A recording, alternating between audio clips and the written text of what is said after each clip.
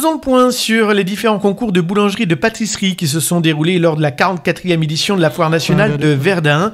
Pour le concours de la plus belle pièce en pain décorée sur le thème des monuments du monde par les deuxièmes années de BP du CFA européen Lupriou de Bar-le-Duc, 8 participants étaient en lice.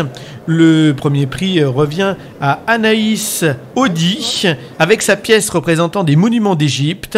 Une demi-journée a été nécessaire pour concevoir l'ensemble de ces pièces. Et en deuxième position, on retrouve Nolan Mougeot avec une pièce sur les monuments italiens. Je vous propose de l'écouter. J'ai fait une pièce sur l'Italie parce que je trouve que c'est original. Les couleurs sont bien et il y a beaucoup de choses à faire. Je n'ai pas pu tout faire exactement. J'aurais voulu faire plus de détails mais ça ferait trop grossier. On ne le voit pas très bien mais je l'ai fait en forme de botte avec un ruban pour rappeler un peu les couleurs d'Italie et puis les pièces très importantes, la tour de Pise, le Colisée, les pizzas et puis Venise. Un peu de difficulté pour le ruban parce que c'est que la première fois que j'en fais un. Je suis assez fier. Et sinon, 2-3 entraînements, j'aurais pu faire encore mieux. Mais je suis fier de moi quand même. Un autre concours avec les apprentis du CFA européen Lupriou de Bar-le-Duc, le concours Coq en bouche de la plus belle pièce en sucre décorée.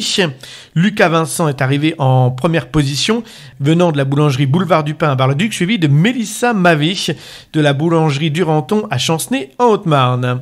Côté professionnel, on avait donc le concours de la meilleure baguette tradition. Et c'est Loïc Lassène de la boulangerie Lassène d'Ancerville qui est arrivé en première position, suivi de Christopher Potvin de Boulevard du Pain à Bar-le-Duc, qui est arrivé donc en deuxième position. Et c'est le même classement pour le concours du meilleur pain au chocolat. Loïc Lassène de la boulangerie Lassène qui revient sur sa victoire notamment pour le concours de la meilleure baguette tradition, et ça va pas s'arrêter là.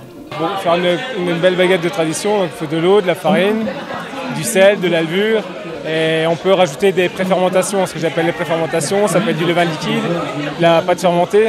Et après, tout va se jouer sur des temps de repos, sur les temps de fermentation, les temps de cuisson. C'est ce qui va amener, ce qui amènera le goût à la fin, à la sortie du produit, quoi.